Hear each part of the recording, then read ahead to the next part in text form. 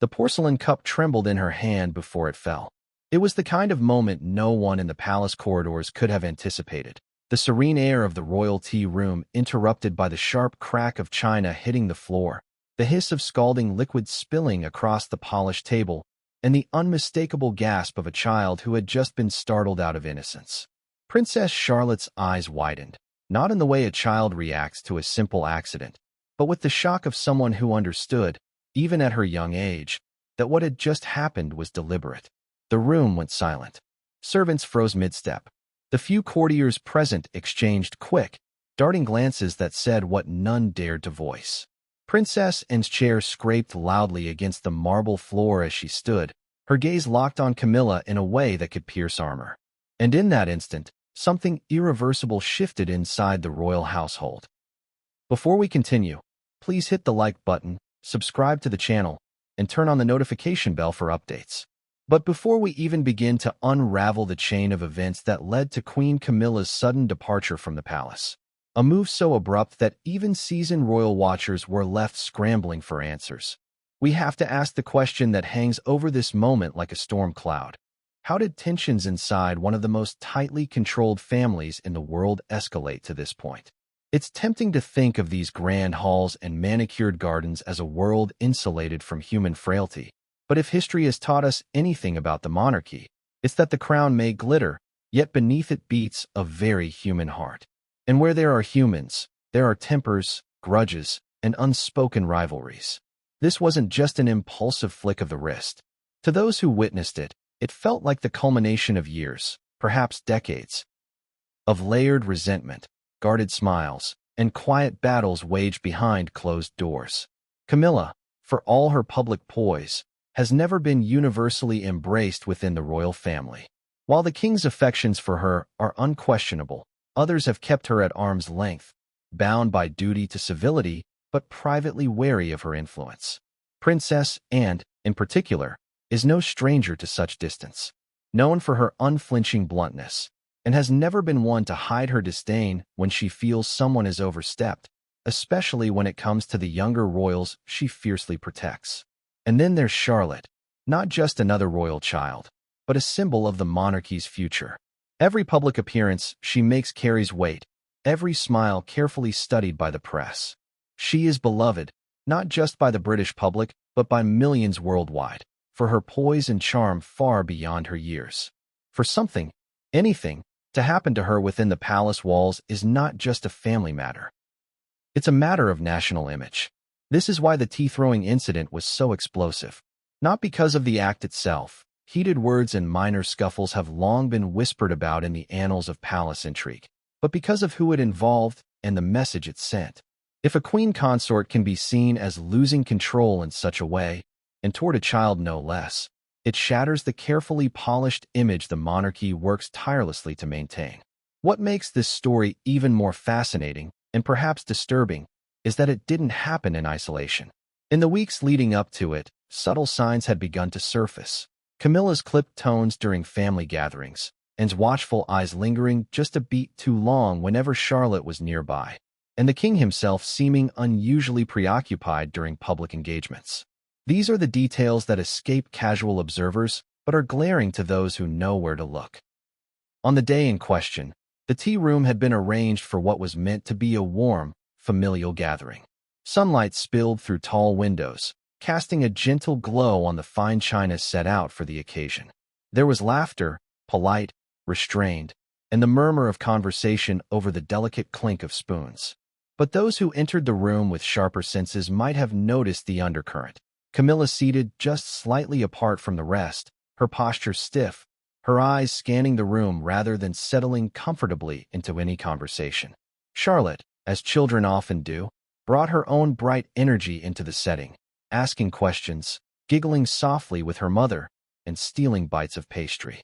She leaned toward Camilla at one point, offering a small remark, something so innocuous that no one could have foreseen the reaction it would spark.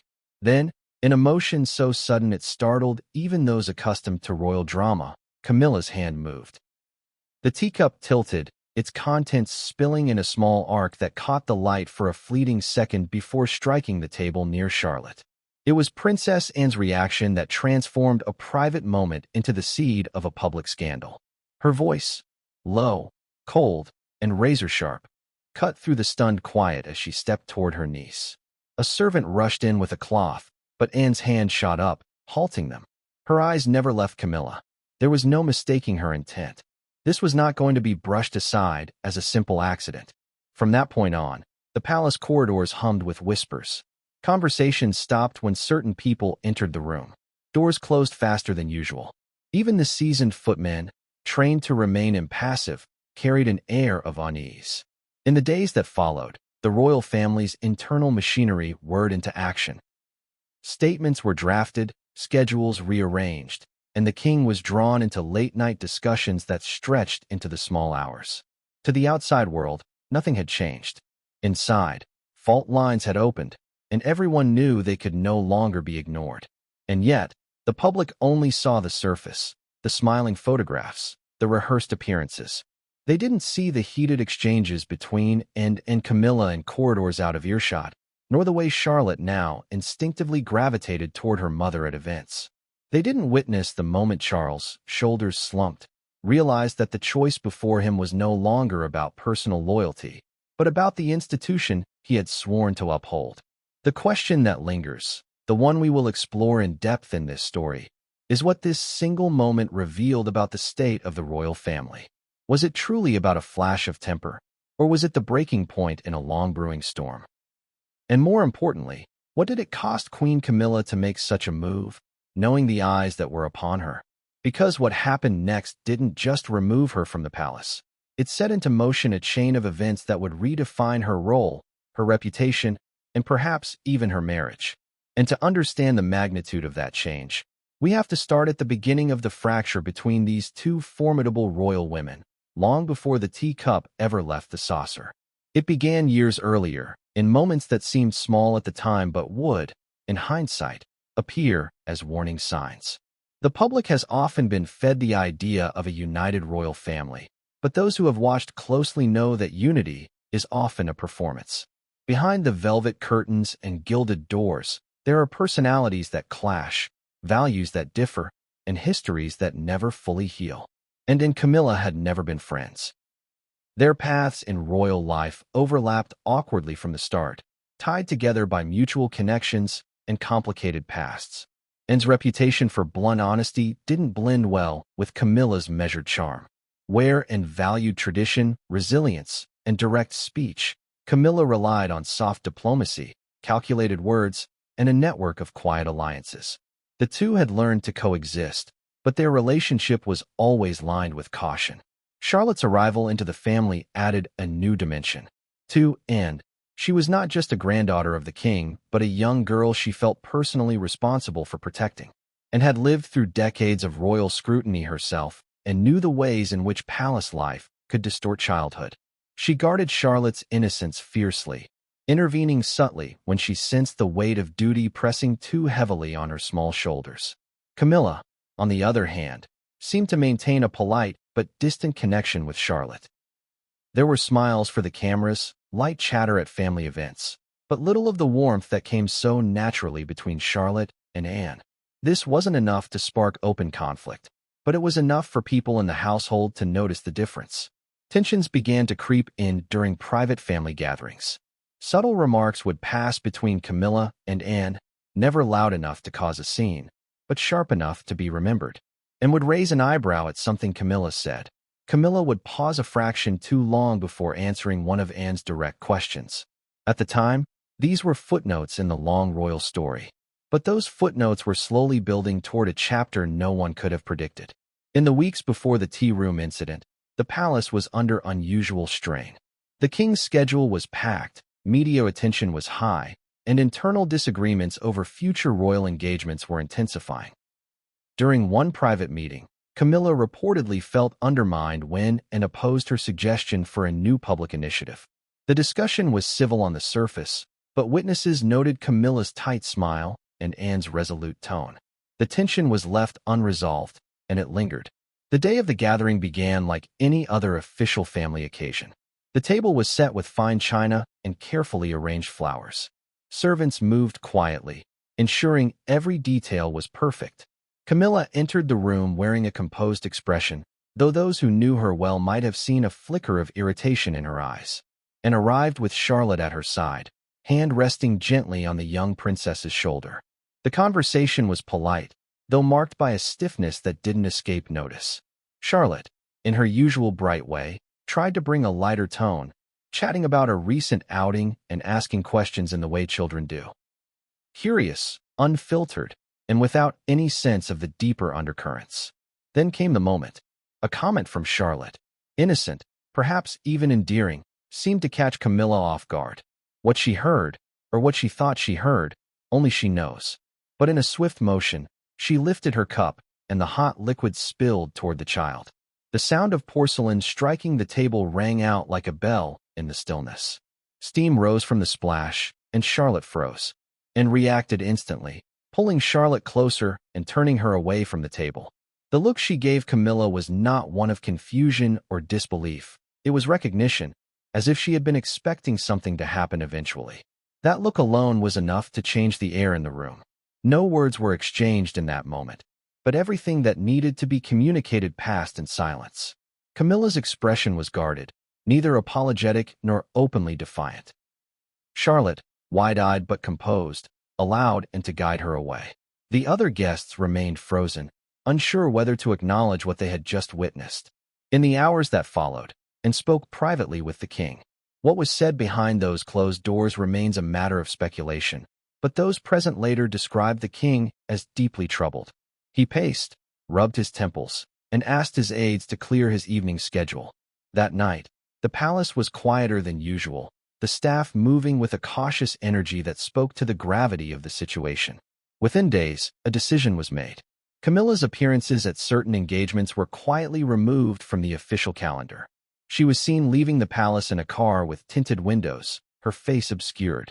The official explanation was vague, but those who had witnessed the tea room incident didn't need it spelled out.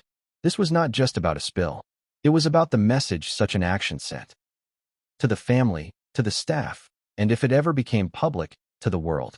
It was about the invisible line that had been crossed, a line and was not willing to let anyone, not even the king's wife, step over when it came to Charlotte. The events of that afternoon would soon ripple outward, sparking quiet but intense debates about Camilla's future role, the balance of power within the family, and the lengths to which and would go to protect her niece. And to truly understand how it all unfolded from here, we must step back into the history of the women at the heart of this clash, because only then can we see why this moment was not a sudden outburst, but the breaking point in a much longer story. The palace was bathed in the kind of soft, golden light that only an early spring afternoon could bring. It streamed through tall windows, spilling across the ornate tea room in patterns shaped by intricate lace curtains. Every surface gleamed. The polished mahogany table, the gilded picture frames, the delicate china cups arranged like jewels on silver trays. The scent of freshly baked scones mingled with the faint perfume of roses from the gardens outside. To the casual eye, it was a setting for quiet civility, the sort of refined scene the royal family had mastered for generations. But beneath the surface, the air carried an almost imperceptible tension, the kind that could turn without warning into something far more dangerous. The tea gathering was not an official event, at least not in the public sense. There were no photographers, no flashing cameras, no press releases to craft.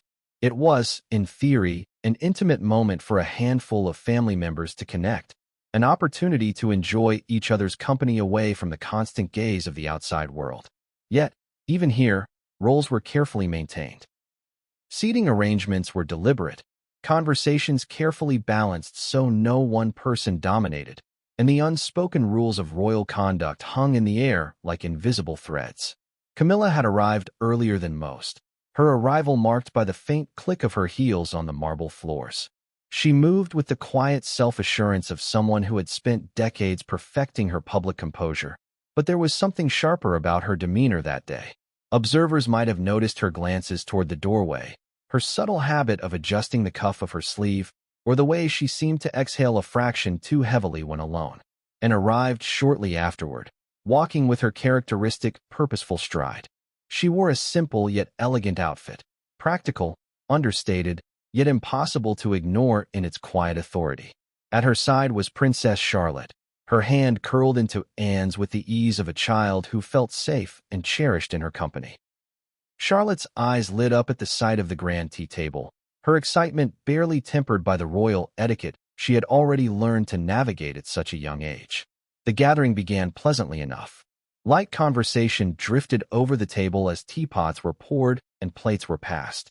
Charlotte, seated between Anne and her mother Catherine, was animated and curious, asking small questions about the pastries and flowers. Her laughter, light and unrestrained, seemed to momentarily soften the atmosphere. But there were small tells, signs to anyone attuned to the dynamics in the room, that something deeper was brewing. When Charlotte addressed Camilla, there was a noticeable pause before Camilla responded. Her smile was polite but fleeting, her voice carrying a faint edge that seemed to evaporate as soon as it appeared. Anne's eyes flickered toward her more than once, her expression unreadable but her attention unwavering. It was when the conversation turned toward a recent public engagement, one where Charlotte had charmed both press and public, that the balance shifted. Catherine recounted a light-hearted moment from the outing, and Charlotte added her own animated version of the story, hands moving as she spoke. The table chuckled, but Camilla's reaction was not laughter. Instead, she lifted her cup, her gaze fixed on Charlotte in a way that was neither grandmotherly nor warm. No one could have predicted the exact sequence of what happened next. In one swift movement, Camilla tipped her wrist, and the contents of the cup arced toward the child.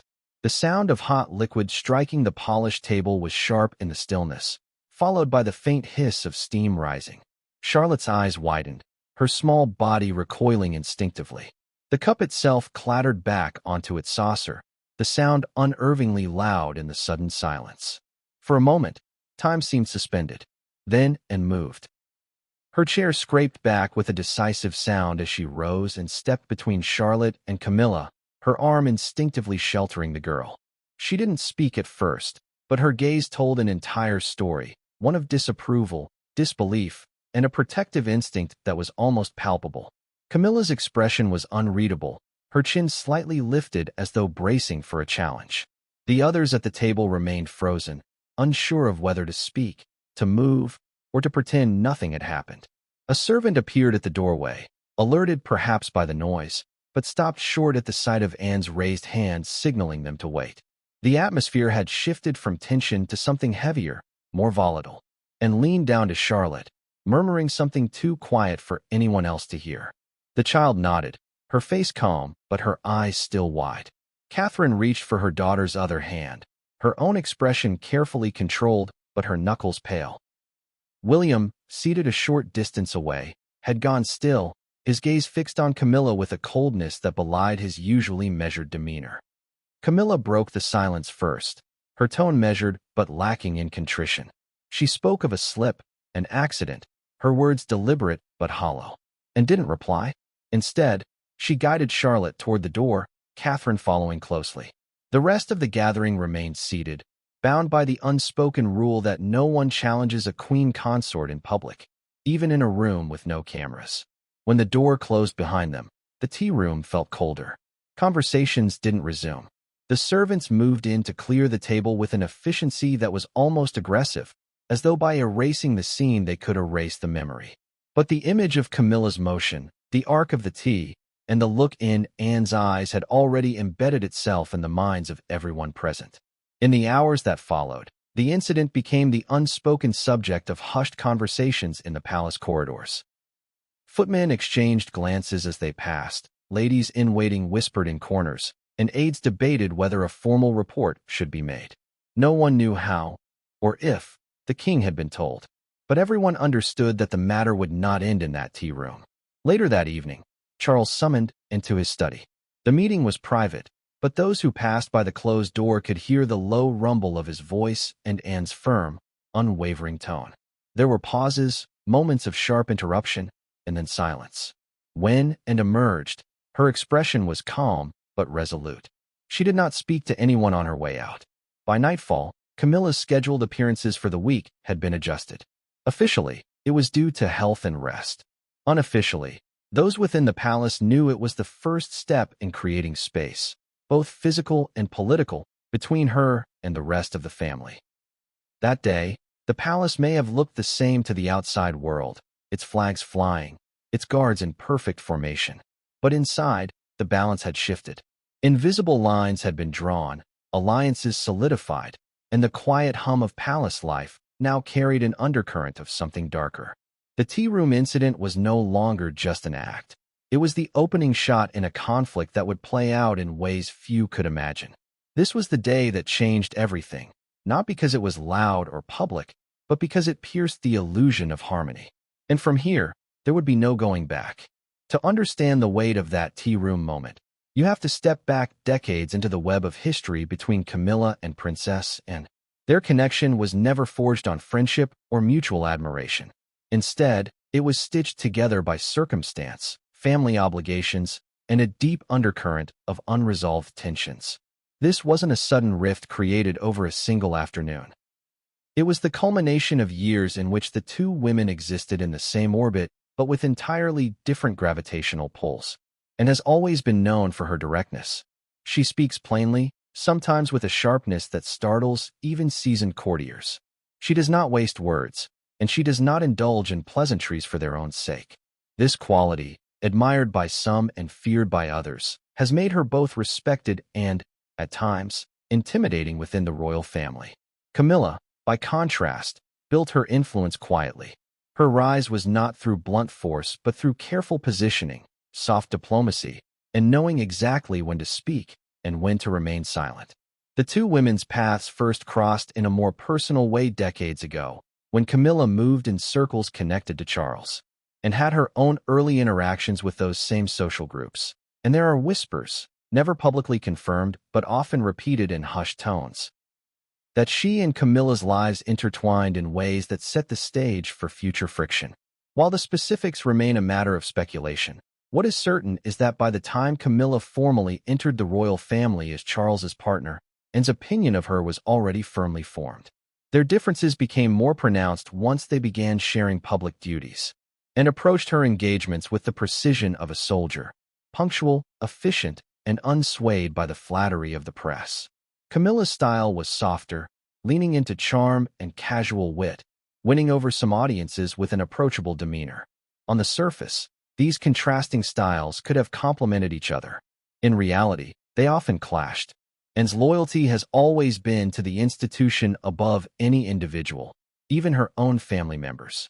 Camilla, while supportive of the monarchy, is perceived by some inside the palace as prioritizing her personal comfort and image. This subtle but significant difference in values led to countless small disagreements, and would push for more rigorous schedules or stricter protocols, while Camilla would advocate for flexibility and a warmer, less rigid approach. Behind closed doors, these philosophical differences were not academic discussions. They were moments of visible strain. Senior aides have described meetings where Anne's voice would harden mid-sentence, her eyes fixed on Camilla, while Camilla would respond with a measured smile that seemed to deflect rather than engage. These were the kinds of exchanges that left a lingering chill in the room. The presence of the younger generation, particularly William, Catherine, and their children, brought new layers to the dynamic. Anne's bond with her nephews and niece was strong and rooted in her fierce protectiveness. Camilla, while presenting a cordial public face, was seen as more distant with the children. This difference in approach didn't go unnoticed. Charlotte, in particular, became a quiet point of contention, and adored her, not just because she was family, but because she saw in her a spark of determination that reminded her of herself as a child. She took every opportunity to encourage Charlotte, often kneeling down to speak to her at eye level, engaging her in conversations about horses, sports, or school. Camilla's interactions with Charlotte were, by most accounts, polite but perfunctory. Tension bubbled under the surface during family gatherings. Observers could see how Anne's attention to Charlotte sometimes contrasted with Camilla's lack of engagement. It wasn't openly hostile, but it created an unspoken divide, a sense that Anne and Camilla occupied entirely different roles in the child's life, with little overlap. Over the years, small incidents added to the strain. There was the time Camilla allegedly cut short a conversation Charlotte was having with her, redirecting her attention to another guest. Another occasion reportedly saw Camilla make a passing comment about how much attention Charlotte received from the press, a remark and did not appreciate. Each of these moments, insignificant in isolation, became stones in the wall that separated them. Anne's protective streak is not something she hides. Those close to her know that she has little tolerance for what she perceives as unnecessary risks or emotional harm to children in the family. Camilla, with her more relaxed approach, may not have understood the depth of Anne's vigilance. And in the world of royalty, misunderstanding another person's values is often enough to breed lasting tension. This underlying friction extended beyond personal interactions into their public personas. The press, always eager to detect rifts within the royal household, sometimes fueled speculation. Photographs of and looking away from Camilla at events, or Camilla appearing disengaged when it spoke, were analyzed in tabloids with suggestive headlines. While both women maintained public composure, the narrative of their cool relationship only deepened in the public mind. Inside the palace, staff learned to navigate this dynamic with care. Invitations to certain gatherings were worded in ways that allowed for plausible adjustments if either woman declined. Seating charts were carefully arranged to minimize the likelihood of prolonged direct conversation between them. These measures may seem small, but they speak volumes about the reality behind the polished facade. In the months before the tea incident, their relationship had reached a low point. There were disagreements over the handling of certain public duties, particularly involving the younger royals. One senior aide recalled a meeting where and directly challenged a suggestion Camilla made about Charlotte's involvement in an upcoming event. The exchange was tense but controlled, ending with both women offering tight smiles that did little to hide their mutual disapproval. For those who worked closely with both, the sense was clear. Whatever cordiality once existed had worn thin. The tea room confrontation was not a spark in dry grass. It was the final crack in a foundation that had been weakening for years, and had already decided, long before that afternoon, that her trust in Camilla was limited. The incident simply made her act on it. Their fractured relationship became, in many ways, the unspoken context for everything that followed. It explained Anne's swift and decisive reaction in the tea room. It shed light on why the king's wife, despite her position, found herself suddenly distanced from the very heart of the palace. And it made clear that this was not a family misunderstanding that could be smoothed over with polite words. The palace is built on tradition, but tradition does not erase human emotion. In Camilla's case, it only gave them a formal stage on which to act out a private, years-long tension, one that the tea incident would finally bring to its breaking point. From the moment Princess Charlotte was born, it was clear she would hold a unique place within the royal family. As the daughter of the Prince and Princess of Wales, she was not only third in line to the throne, but also a living representation of the monarchy's future. In an era where the royal family's relevance is constantly scrutinized, Charlotte became an emblem of stability, charm, and continuity. Even at a young age, she seemed to carry herself with a composure that intrigued the public and endeared her to those around her. Her role within the palace, however, is more nuanced than the public sees. On the outside, she appears in carefully curated moments, waving to crowds, attending public events with her parents, and showing flashes of wit and personality that make headlines. But behind closed doors, Charlotte's life is a delicate balance between royal duty and the attempt to preserve a normal childhood. It is a balance her parents guard fiercely and one that her great-aunt, Princess Anne, actively supports. Charlotte has grown up in the media spotlight, but with William and Catherine's guidance, she has been shielded from its harshest aspects. Public appearances are limited and carefully chosen. Each time she steps out, her demeanor reflects a child who has been taught not only etiquette, but also the weight of her position. Those within the palace often remark on her ability to remember names, her curiosity about traditions, and her natural ease in speaking to people far older than herself. This poise has made her an instant favorite among royal watchers.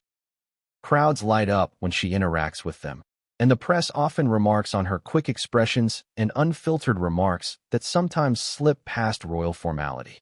She has been compared to both her grandmother, the late Princess Diana, for her charm, and to Princess Anne for her no-nonsense streak.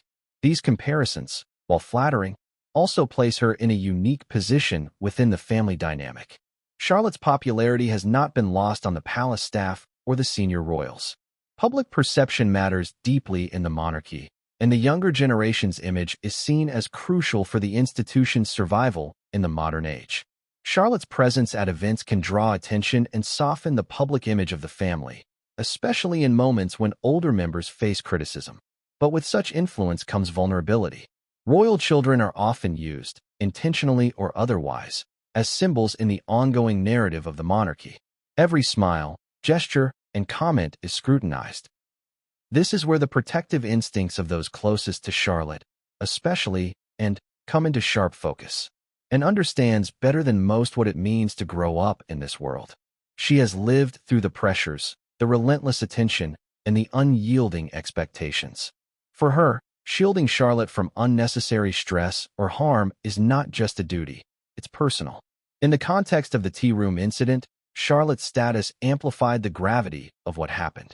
This was not a minor altercation between adults. It was an action directed at a child who symbolizes the monarchy's future, a child whose image is carefully cultivated to represent grace and continuity.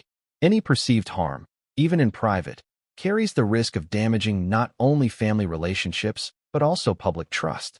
Those within the palace walls know that Charlotte has a close and affectionate relationship with many members of her family. She shares a particularly warm bond with her grandfather, King Charles, who is often seen smiling when she is near. She is playful with her brothers, George and Louis, and is known to stand her ground with them in the way siblings do. Around her parents, she shifts easily between being the spirited daughter and the composed young royal expected in public settings. Camilla's relationship with Charlotte, however, has always been more formal. There were no public signs of animosity, but neither was there the warmth that Charlotte enjoyed with others. Camilla's interactions were courteous, but brief. To some in the palace, this was simply a difference in personalities. To others, it hinted at a deeper disconnect, one that may have made the tea room moment more than just a sudden lapse in composure. Charlotte herself is not naive to the dynamics around her. Those close to her note that she has an awareness of people's moods and an ability to read a room far beyond her years. She notices when tensions rise, even if no one speaks of them openly. This awareness may explain why she reacted to Camilla's action in the tea room with quiet shock rather than tears. She understood, instinctively, that this was not a harmless spill but a breach of something important. Her role in the palace also places her at the intersection of multiple relationships, between her parents and the king, between Camilla, between tradition and change. She is both a child and a symbol, and that duality means that any incident involving her reverberates far beyond the immediate moment. The public's affection for Charlotte has also made her a key figure in the monarchy's narrative. She has been credited with helping to modernize the family's image alongside her brothers. Her interactions with people are often unscripted, offering glimpses of authenticity in a world often criticized for being too staged. These moments are treasured by the public, but they also increase the pressure to maintain her image. This is why Anne's response in the tea room was so immediate and unyielding. She was not only protecting her niece in the moment, she was safeguarding the carefully built public image that Charlotte represents. In Anne's eyes, allowing the incident to pass without consequence would risk far more than personal offense. It could undermine the narrative of stability and care that the family has worked to project. Inside the palace, Charlotte's position continues to evolve. As she grows older, she will take on more responsibilities, and the eyes on her will multiply. The tea incident, while never publicly acknowledged, has already shaped how those around her view her safety and her emotional well-being. There is now an unspoken but clear boundary around her, one that even the queen consort cannot cross without consequence. Charlotte's role is more than ceremonial. She embodies the hopes of those who want to see the monarchy adapt without losing its dignity. She is, in many ways, the bridge between tradition and the modern world. And for those invested in the monarchy's survival, her protection is non-negotiable.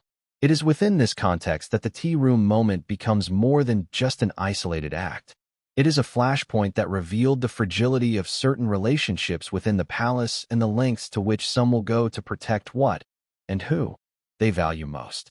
The tea room that afternoon was meant to be a quiet sanctuary within the palace, a place where conversation could flow without the weight of official duties pressing down on the shoulders of those present. The table was laid with precision, each cup and saucer aligned as though measured by hand.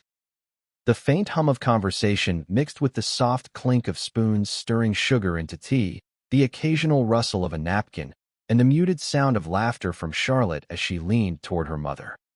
From the outside, it might have seemed like any other royal family gathering, insulated from the turbulence of the outside world. But there were signs, subtle at first, that the harmony in the room was fragile. Camilla sat with an air of practiced composure, her hands folded loosely around the delicate handle of her cup. Her eyes moved from one speaker to the next, never lingering long enough to suggest genuine interest. Across the table, and kept her posture straight, her face neutral but her gaze sharp, particularly when it rested on Camilla. Charlotte, oblivious to the undercurrents, was her usual animated self. She asked questions about the flowers in the vase on the table, about the pastries set neatly on silver platters, and about an upcoming family outing. Each time she spoke, Catherine answered warmly, occasionally glancing to Anne, who offered Charlotte small smiles and nods of encouragement. The child's voice carried the lightness of someone unburdened by the politics of the room, a lightness that seemed, for reasons unspoken, to irritate Camilla. The shift came quickly, without warning. Charlotte had been recounting a story from a recent public engagement, one where she had met a group of schoolchildren and exchanged a few spirited remarks. Her tone was proud but innocent, the kind of storytelling that draws smiles from any listener. Most of the table chuckled softly, but Camilla's expression barely changed. She lifted her cup slowly, her fingers tightening slightly around the porcelain, her gaze fixed not on the table, but on Charlotte. What happened next unfolded in a matter of seconds, yet for those who witnessed it, time seemed to slow. Camilla's wrist tilted just enough for the amber liquid to crest over the lip of the cup. It spilled in a swift arc, catching the light from the window before striking the polished table near Charlotte. The sound was sharp. A hiss of steam, the faint slap of liquid against wood, and the sudden clatter of the cup returning to its saucer with more force than necessary. Charlotte froze. Her eyes widened, and though she did not cry out, her body shifted back in her chair. Drops of hot tea had splashed dangerously close, some scattering onto the edge of her sleeve. The air in the room seemed to thicken, as though everyone present had inhaled at once and forgotten to breathe. Anne's reaction was immediate. Her chair scraped against the floor as she rose in a single, decisive movement. She stepped around the table toward Charlotte, placing herself between the girl and Camilla. Her hand rested gently but firmly on Charlotte's shoulder, guiding her slightly away from the table. Anne's eyes locked on Camilla's, unblinking. The silence between them carried more weight than any shouted words could. No one else moved at first. William's jaw tightened, his hands resting motionless on the table. Catherine's eyes darted from Charlotte to Camilla and back, her expression carefully controlled but betraying a flicker of alarm.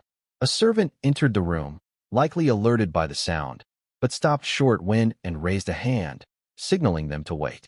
Camilla was the first to speak. Her voice was calm, almost too calm, as she claimed it had been an accident, a slip of the hand. But her tone lacked the natural cadence of someone offering a sincere apology. There was no softening of her eyes, no shift in her posture toward Charlotte. She remained seated, her chin slightly lifted, as though daring anyone to openly contradict her version of events, and did not answer immediately. Instead, she leaned toward Charlotte and murmured something quiet, reassuring her before straightening and guiding her away from the table. Catherine rose as well, placing a protective arm around her daughter. The three of them moved toward the door without looking back. When the door closed behind them, the atmosphere in the tea room changed, but not in a way that brought relief. The tension remained, heavier now, thick enough that the remaining guests avoided meeting each other's eyes. The servants moved in to clear the spill, working quickly and silently, as though their efficiency could erase the memory of what had just happened. Camilla continued to sit at the table, one hand resting on the edge of her saucer. She made no move to leave, no attempt to call after or Charlotte. Her expression remained composed, though there was a faint tightening at the corners of her mouth, the kind of look that could be read as either irritation or calculation. Later, those present would recall the smallest details. The way Anne's voice had not risen, yet her presence had filled the room. The exact pitch of the cup hitting the saucer. The fleeting, almost imperceptible smirk that some swore they saw on Camilla's face. Each recollection would vary in detail, but all agreed on one thing. The moment had not been a clumsy accident. It had been deliberate, and it had changed the tone of the household in an instant. In the immediate aftermath, whispers began to ripple through the palace corridors. Staff members spoke in low tones, passing along their versions of what had happened, each retelling slightly altered but always retaining the same core elements. The story reached those who had not been in the room within hours, and by evening, it had become the unspoken topic of every private conversation among the senior staff. That night, Anne met with Charles in private. What she said to him has never been disclosed, but those who saw her leave the meeting described her expression as set, determined, and utterly devoid of compromise. It was clear that she was not going to let the incident pass without consequence. Camilla, for her part, maintained her stance. To those she spoke with afterward, she insisted it was nothing more than a misjudged movement. Unfortunate, yes, but hardly worth the attention it was receiving. Whether she truly believed this or was simply defending herself is something only she would know. But for the others in that tea room, the moment was burned into memory. It was the point where silent tensions became visible, where unspoken boundaries were crossed, and where the unshakable image of unity within the royal family was fractured, if only for those who saw it firsthand. Anne's decision to intervene in the tea room was not born out of impulse. It was the product of a lifetime of measured instincts and an unshakable sense of duty. Those who know her best often describe her as the most pragmatic member of the royal family, someone who avoids unnecessary theatrics but acts decisively when a line has been crossed. That afternoon, the line had not only been crossed, it had been obliterated. As she rose from her seat in the tea room, there was no hesitation in her movements. Her chair scraped back sharply, the sound cutting through the stunned silence like a blade. With long, purposeful strides, she closed the space between herself and Charlotte, her arm reaching out in a gesture that was both protective and possessive. Anne's posture made it clear. This child was under her watch now, and nothing further would happen without going through her. Charlotte, still processing the shock of hot tea splattering near her, instinctively leaned into Anne's side. The contact seemed to ground her, replacing the initial jolt of fear with the quiet assurance that she was safe. Anne's hand rested firmly on her shoulder, the other gesturing subtly for Catherine to join them. Catherine was already halfway out of her chair, her eyes locked on her daughter, but she understood that and was taking the lead. Camilla remained seated, her gaze steady on and her lips pressed into a thin line. The stillness in her demeanor did not soften the tension. If anything, it sharpened it. There was no apology, no attempt to diffuse the moment, only the faint air of defiance. It was a stance that Anne noted but did not acknowledge verbally. This was not the time for a debate. It was a time to remove Charlotte from the situation entirely. Without a word to Camilla, Anne guided Charlotte toward the door. Catherine fell into step on the opposite side of her daughter, creating a quiet barrier between her and the rest of the room. William remained seated, his face taut with control, but his eyes followed them until the door closed behind them. It was not an absence of concern.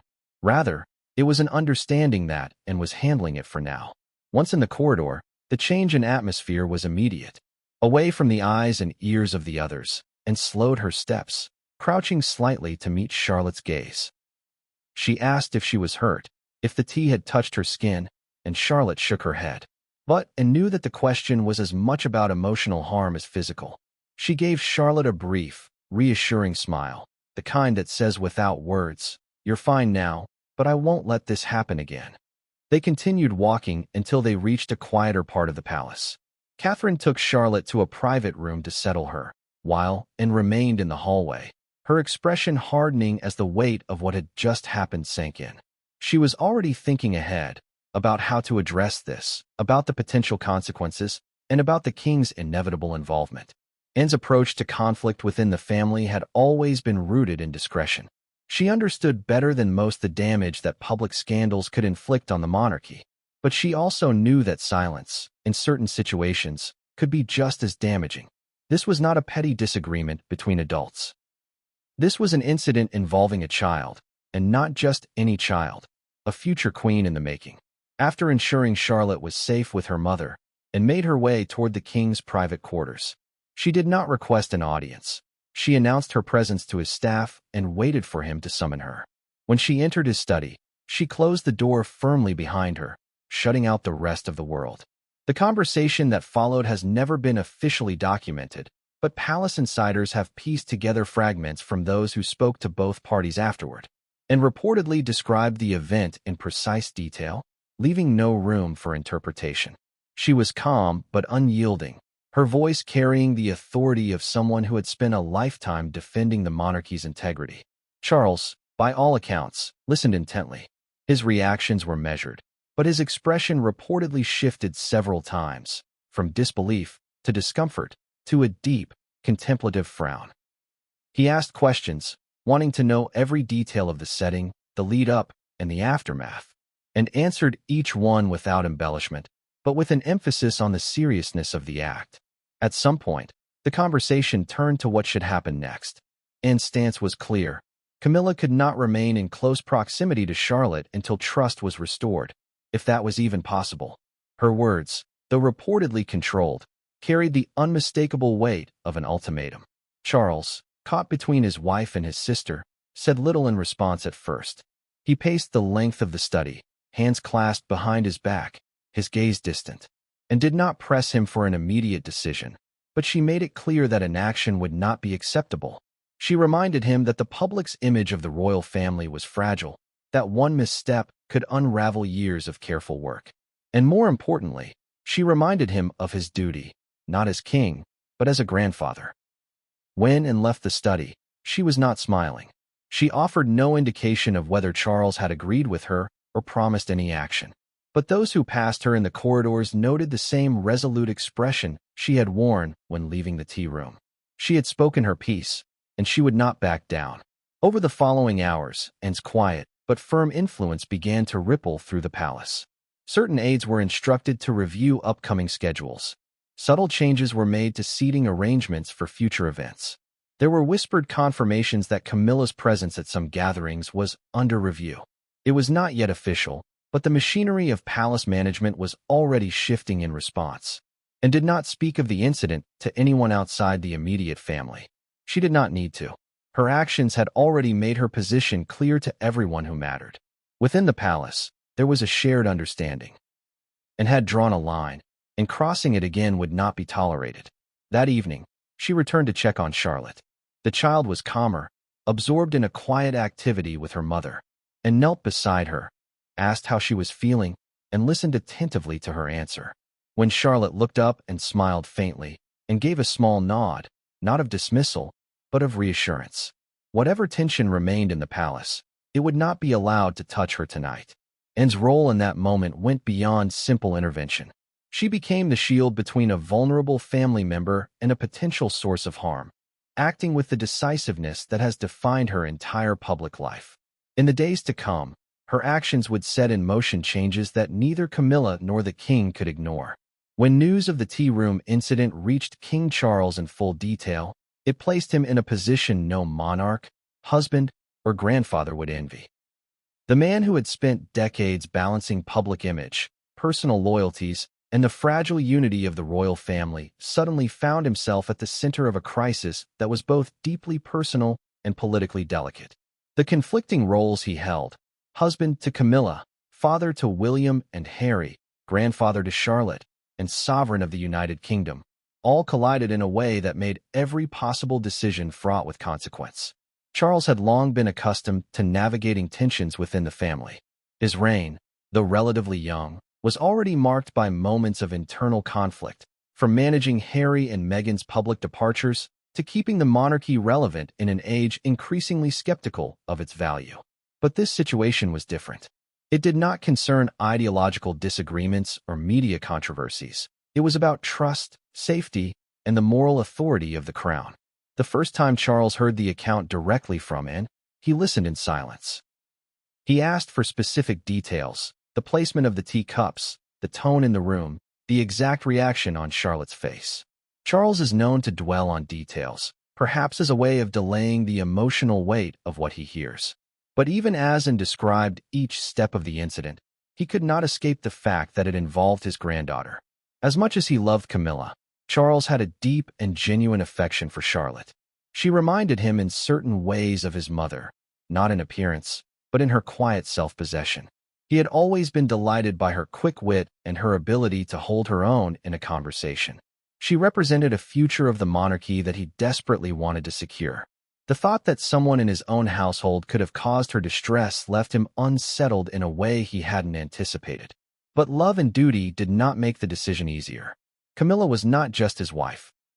She was the queen consort, the woman who had weathered decades of public scrutiny to stand beside him on the throne. Asking her to step away, even temporarily, would send shockwaves through the court and raise questions in the press that could easily spiral into a damaging scandal. At the same time, appearing to protect her over Charlotte could risk irreparable damage to his relationship with William, Catherine, and most importantly, Anne. Charles spent the evening after Anne's visit pacing in his study. The reports from other witnesses confirmed Anne's account. The spill had been deliberate in its motion, not the chaotic accident Camilla suggested. The witnesses were careful in their wording, but the tone of their voices and the unease in their body language spoke louder than the words themselves. The next morning, Charles arranged to meet Camilla in private. The meeting was tense before it even began. She entered the room with an air of calm defiance, as if bracing herself for a lecture she had already decided not to accept. Charles, seated at his desk, gestured for her to sit. He began with what might have seemed like small talk, perhaps in an attempt to ease into the discussion, but it quickly gave way to the matter at hand. When he brought up the tea room incident, Camilla dismissed it again as an overreaction. She insisted it had been a slip of the hand, unfortunate but harmless. Charles pressed her, not with accusations, but with quiet, probing questions about her intent, about her tone, about why others in the room had perceived it differently. Her answers were carefully constructed, but they carried no trace of regret. For Charles, this was perhaps the most troubling aspect. He could accept mistakes, even serious ones, if accompanied by remorse and a willingness to make amends. But what he saw in Camilla that morning was a refusal to acknowledge the impact her actions had on Charlotte or the family as a whole. It left him with the sinking realization that reconciliation would not be simple. Meanwhile, Anne had made it clear that she expected action, not in weeks or months, but immediately. She had already adjusted her own schedule to ensure that Charlotte would not be in the same space as Camilla without her present. William and Catherine were equally protective, though more measured in their demands. They understood the complexity of Charles's position, but their priority was unshakable: Charlotte's safety and peace of mind. Caught between the two sides, Charles began to weigh the political consequences alongside the personal ones. Public knowledge of the incident would be disastrous. The monarchy's survival depends in large part on the image of unity, stability, and mutual respect within its ranks. A story of the queen consort directing aggression toward a child, especially one in the direct line of succession, would be nothing short of catastrophic. But protecting the image of the crown could not come at the cost of ignoring a breach of trust within the family. Charles knew that if he failed to act, it would deepen the divisions in his own household and perhaps plant seeds of long-term resentment that could outlast his reign. The challenge was finding a solution that addressed the seriousness of the incident without igniting a public firestorm. In the days following, Charles spoke with his most trusted advisors. The discussions were discreet, held in rooms far from the usual meeting spaces. The advice he received was varied. Some urged him to downplay the matter entirely, arguing that no good could come from addressing it formally. Others insisted that a visible response, even if framed as unrelated to the incident, was essential to maintain the trust of the family and key members of the court. Ultimately, Charles knew the decision would rest with him alone. He considered the idea of sending Camilla away from the palace temporarily, under the pretext of rest and recovery. It was a move that would satisfy and protect Charlotte while avoiding a public explanation. But he also recognized that Camilla would see it as a personal betrayal, one that could fracture their marriage. The pressure mounted with each passing day. Anne's patience, never abundant, was wearing thin. She had refrained from speaking about the incident outside the immediate circle, but Charles knew that her silence had limits. If pushed too far, she could make her displeasure known in ways that, while subtle, would leave no doubt about her feelings. In private moments, Charles thought back to his mother's reign. The Queen had faced her share of family crises, and her method was often to let time cool tempers before making decisive moves. But this was not her style of problem, it was his. He understood that whatever choice he made would define not only how the family saw him, but also how history would remember his early years as king. One evening, after yet another long day of consultations, Charles stood alone in one of the palace's smaller drawing rooms. He looked out over the gardens, the soft light of the setting sun casting long shadows across the manicured lawns. It struck him how different the outside world's perception was from the reality within these walls. To the public, the palace was a fortress of dignity and harmony. Inside, it was a maze of human frailties, where even the smallest action could set off a chain of consequences. In that quiet, he began to form his decision. It would not please everyone. Perhaps it would please no one entirely, but it would be an attempt to preserve both the dignity of the crown and the bonds of the family. The real challenge, he knew, would be carrying it out without letting the world see the cracks beneath the gold. The morning after Charles had spoken privately with both and Camilla, the palace began to hum with a different kind of energy. It was the kind that staff recognized instantly, the quiet urgency that precedes a crisis meeting. In royal life, such gatherings are not called lightly.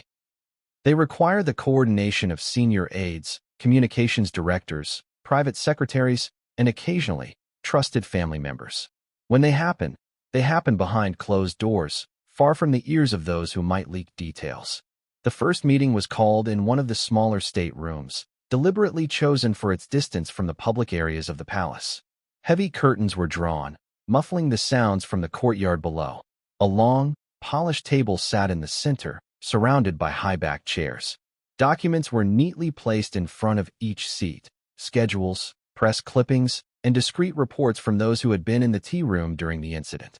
The papers bore no sensational headlines, but their contents were loaded with implications.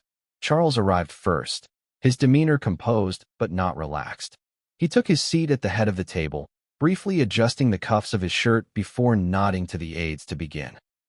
One by one, the attendees filtered in. Sir Clive Alderton, the king's principal private secretary, whose face betrayed nothing but whose eyes missed nothing. Senior members of the royal household, and select communications staff who specialized in crisis containment. And was not in the first meeting, though her presence was felt. Charles had spoken to her that morning, and her position was unequivocal. Charlotte's safety came before all else, and Camilla's access to her should be restricted until further notice. The aides knew in stance and understood that ignoring it was not an option. The discussion began with a review of what was known. Witness statements from the tea room were read aloud, stripped of speculation and recorded in the careful language the palace preferred. Still, even in that measured tone, the descriptions painted a troubling picture: a deliberate motion of the wrist, a lack of immediate apology, a child startled and withdrawn. From there, the conversation turned to potential outcomes. One option was to handle the matter entirely internally, adjust schedules, minimize overlap between Camilla and Charlotte, and hope the incident faded from memory. Another was to create a formal separation for a period of time, perhaps sending Camilla to one of the royal residences under the guise of rest or a private retreat. The communications team weighed in heavily on the risk of public discovery. While the tea incident had not yet leaked, they all knew that information rarely stayed buried forever within palace walls. A misplaced comment, a staff member with divided loyalties, or an overheard conversation could easily find its way to the press. And if that happened, the narrative would be beyond their control. Sir Clive outlined the stakes clearly. If the public learned that the Queen Consort had acted aggressively toward Princess Charlotte, the backlash would be swift and unforgiving. Camilla's public image, already a complex subject, could be irreparably damaged. The monarchy's reputation would suffer, and Charles's judgment would be questioned for allowing her to remain in such close proximity to the younger royals. Others around the table raised the counterpoint. If Camilla was suddenly absent from public life without a credible explanation, it might invite even more speculation. In their experience, absence often spoke louder than presence, especially when the tabloids were already attuned to any sign of royal tension. Charles listened to each argument in silence, his gaze moving slowly from one speaker to another. He rarely interrupted, but when he did, it was to ask precise questions. How soon could certain changes be implemented? Who would be responsible for monitoring interactions between Camilla and the younger royals? What cover story would withstand media scrutiny? By the end of the first meeting, there was no resolution. The group agreed to reconvene later that afternoon, this time with a smaller circle of participants and more direct involvement from the family. Between the meetings, aides moved quickly. Some reviewed upcoming events to identify points of risk, while others drafted possible public statements for use only if the matter became impossible to contain. The second meeting took place in the king's private study. This one included Charles and William and Catherine, alongside two senior aides. The mood was less formal but far more charged, and spoke first, reiterating what she had already told Charles in private. She was unwavering. The incident was unacceptable, and immediate steps were required to ensure it never happened again. William supported, and, though his tone was more measured, he spoke of Charlotte's resilience but emphasized the importance of trust within the family. Catherine, quiet for much of the discussion, eventually added her perspective. She spoke not as the Princess of Wales, but as a mother, making it clear that no position, title, or marriage should shield someone from consequences when a child's well-being was at stake. Charles responded with the same composure he had shown earlier, but those who knew him well could see the tension in his jaw. He acknowledged the seriousness of the matter and assured them that steps would be taken. Still, he stopped short of promising Camilla's removal from the palace. His words were deliberate, aimed at holding space for a solution that would not completely alienate his wife. And, recognizing that Charles was not yet ready to commit to the harsher option, shifted her focus. She pressed for immediate measures, restricted contact, oversight at all events, and a review of Camilla's schedule. She made it clear that if such measures were not implemented quickly, she would take her own steps to protect Charlotte. The meeting ended with a tentative plan. Camilla's appearances with the younger royals would be suspended indefinitely, framed as a shift in duties rather than a disciplinary measure. She would continue her public engagements, but without the presence of William and Catherine's children. Behind the scenes, additional safeguards would be put in place to ensure that Charlotte was never alone in Camilla's company. When the day's meetings finally ended, the palace was quieter, but the calm was deceptive. Everyone involved knew that the decisions made that day were only temporary solutions. The deeper issue, the fractured relationships and the lack of trust, remained unresolved. And as with all things in the royal family, the greatest threat was not just what had happened, but what might one day be revealed. For the first few days after the tea room incident, the palace managed to keep the matter contained within its walls. Official schedules were quietly rearranged, and Camilla's appearances alongside the younger royals were discreetly removed from upcoming events. On paper, the changes looked like standard logistical adjustments, the sort of routine calendar shifts that rarely draw public notice. But to the dedicated followers of royal life, such changes were rarely seen as coincidence. Royal watchers, an entire community of journalists, bloggers, photographers, and devoted fans, have spent years honing their ability to detect the slightest signs of tension within the family. They noticed the smallest details, a missing piece of jewelry, a shift in seating arrangements, an absent name from an event's guest list. It did not take long for them to realize that something was off. The first hints appeared in the form of photos. At a charity gala just days after the incident, Camilla attended alone, without Charles at her side. This was unusual enough to spark comment, as the king and queen consort rarely split their public duties without reason. The same week, Princess Anne was photographed arriving at an equestrian event with Charlotte, a rare outing for just the two of them. The images showed Anne walking with her arm gently resting on Charlotte's shoulder, her expression unusually watchful. Online forums buzzed with speculation. Some attributed the changes to nothing more than scheduling conflicts, but others began connecting dots. Why had Camilla been absent from 2 family engagements in a row? Why wasn't appearing so frequently with Charlotte, even at events where one might have expected Camilla's presence? In the absence of official explanations, theories began to spread. The tabloids, always hungry for a fresh royal storyline, began running headlines that hinted at internal friction without making direct accusations. Phrases like unseen tensions and private disagreements crept into articles. Royal correspondents noted that in recent photographs, Camilla seemed more guarded than usual, her smiles tighter, her interactions with other family members less frequent. At a public engagement in the north of England, Charles was asked about family life by a member of the crowd. His response, a warm but vague remark about keeping busy, did nothing to quell speculation. In fact, for those already suspicious, it seemed like a deliberate deflection.